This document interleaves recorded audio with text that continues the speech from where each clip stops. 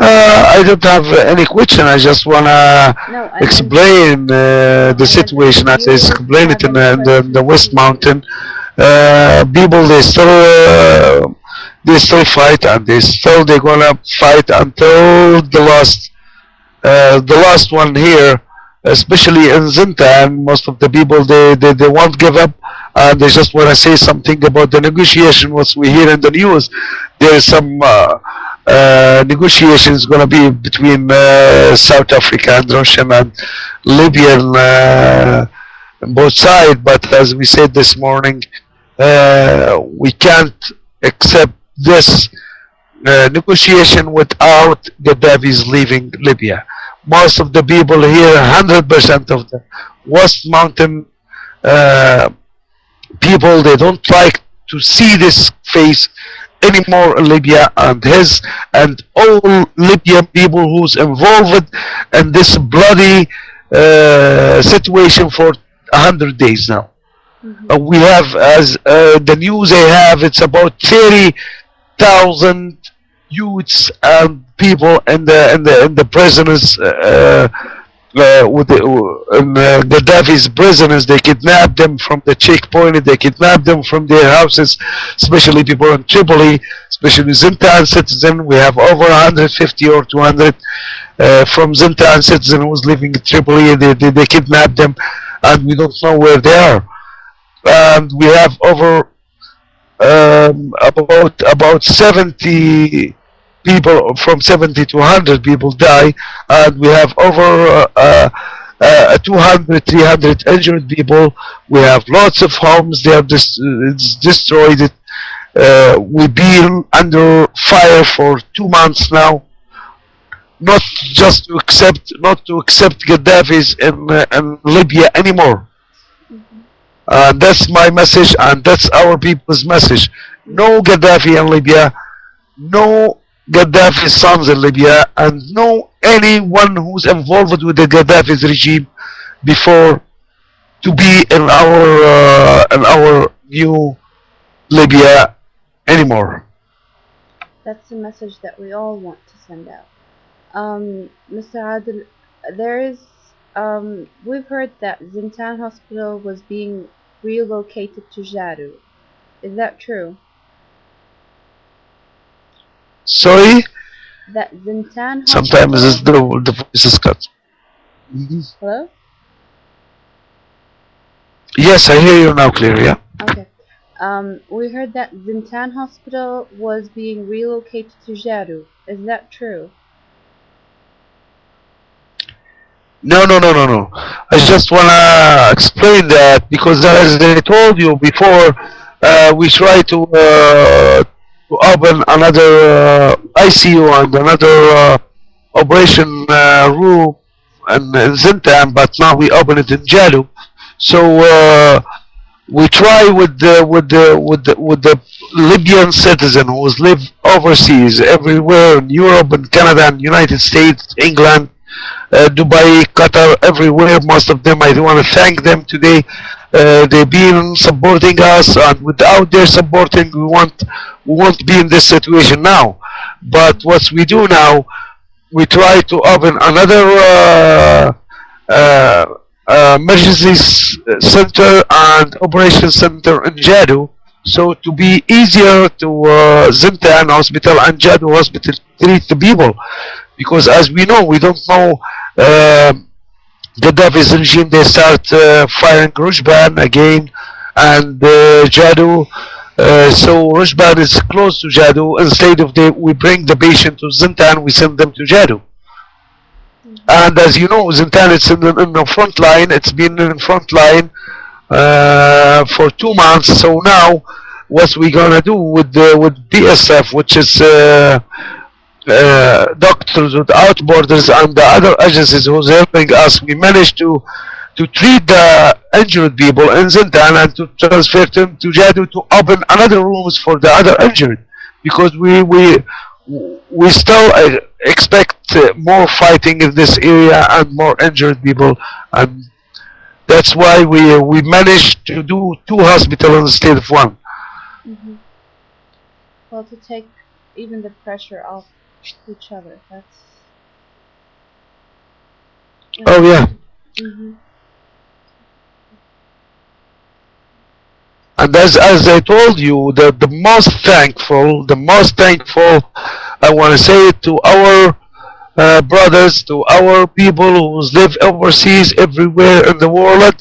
We receive calls, we receive helping from them. They've been supporting us with everything we need. We receive some equipment for the hospitals, we receive foods, we receive medication, we receive some things. It's hard for us to deliver it here, but we deliver some of them through Tunisia, and I want to thankful Tunisian people, Tunisian who's been helping our people there, and who's been helping everyone, every Libyan citizen in Tunisia and in the border. Uh, I can't say thank you to everyone in Tunisia and everyone overseas. That's my message for everyone. And finally, I want to thank you and thank you, Libya Alhurra, for supporting us, for listening to us, for delivering our message to the other world to know about our situation here. Mhm. We do our best to bring out the news. I mean, whatever we do, whatever we can, we do. So, Mr. Adil, there's some questions from the viewers that I will ask you. Okay, so people are asking Okay. if there are any immediate aids and help. Are you expecting any aid coming soon? You know, every day since we started this revolution, every day we expecting aid, but the aid is not easy to deliver. It's not easy to become here. Mhm. Uh, but we expecting aid every day from everyone, Mhm. and I can't tell you now. If I want to tell you all the agencies and all the people who's helping us, lots of them, as I told you, most of them is 70% of Libyan who's live overseas everywhere. We receive some ambulance, we receive some equipment, we receive foods, medication from everywhere. We're expecting more help and more aid from the other countries who I want to thank them. Sorry about I forget to thank them, Emirat and Qatar, Mhm. who's been standing behind us all this time and helping us with many things. But as your question, as you say about the aid, we expect aid from every day from everyone. I can't tell you exactly that we expected something urgent. It's coming today or tomorrow, but as you know, there's many ways to deliver and there is many ways to come, and it's not easy just come to bring it to Tunisia and bring it here, Mhm. because we respect Tunisian custom and respect Tunisian government and their way to deal with our aid. But thank God, I just want to tell the people, thank God we received about 40-50% of the aid which was sent to us, we receive it here. And as we have committee of the Jabal Nafusa and Jabal Arabi army committees for receiving aid, and they divide it between the cities, and this depends of their need. Mhm. And thank God they're still working well and they doing their best to deliver everything to all the families and all people in this mountain. Mhm. Okay. We have two questions about Kikla as well. One of them is there has, I mean, there was word that Kikla was liberated by the freedom fighters, and that some freedom fighters surrounded a factory where Gaddafi troops were in. Can you confirm any of these? Uh, Kikla is liberated, I think, since uh, February 29th, February 29th, and after that, Gaddafi's regime, they get inside the city, and we hear about many bad things, as raped, and as they took their houses, they burned some houses there, and they kidnapping most of the youth from Kikla. But for now, the situation for now, they still, as I know, there is some fighters, Libyan fighters, from Kikla. They still fight to protect some areas in Kikla, but the weapons they have is very small weapons and very light weapons, so they can't stand for long fighting Gaddafi's regime, which is equipped with the heavy weapons.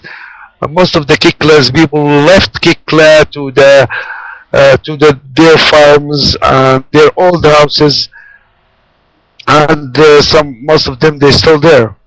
The situation there is very bad for the people there, but as I told you, it's not easy to get from here to get help from us or from anyone because they're surrounded. And they're surrounded with the other cities who's supporting Gaddafi's regime, which is as Al Gwalish and Al Asaba, and that's bad too for them because if you don't find anyone from your neighbor, he doesn't help you. It's hard for you to get anything from outside of your city. Yes, true. Hmm. Um, so that's the situation we keep right now. Okay, thank you so much, Mr. Adil, for the update for today. We hope that the situation gets better soon and that there will be more humanitarian aid reaching the areas in the Fusa Mountain and that the ways will be more secure. Thank you so much for the update. Inshallah, Hmm. yeah. We hope is the win is soon, and that's what we smell now. We think it's our revolution's gonna be win, and we're gonna kick Gaddafi's and his bad people out of Libya, and we're gonna build our countries with our youth's power and all Libyan from east and west and north and south. We want to see the freedom. We want to see the democracy in our countries, and we want to see a civilian country here. And we're gonna show to the world how is democracy and how is the Libyan people live. Thank you for everyone listening to us, and thank you for you bring data. Thank you. Thank you, Mr. Hadi. And inshallah, the victory will come soon. Have a good night. Thank you and be safe. Bye bye. Thank you. Bye. Okay, that was our update from Nafusa Mountain with Adi from Zintan. I guess that everyone heard that the situation is really still bad in Nafusa Mountain. There is no improvement in the humanitarian side. The situation is getting actually worse. They're still being shelled. There is no electricity since 3 days. That's why we even lost contact with the Nafusa Media Group and Mazir, who was representing. Um, well, we hope that that the news would go out to the world and that someone would listen to all of this and that there will be action taken towards this. I mean, Nafusa Mountain is really being in a bad situation. So, yeah. Thank you everyone for listening and hope to have better news tomorrow from Nafusa Mountain and from other areas as well. Thank you everyone. Take care. Bye bye for today.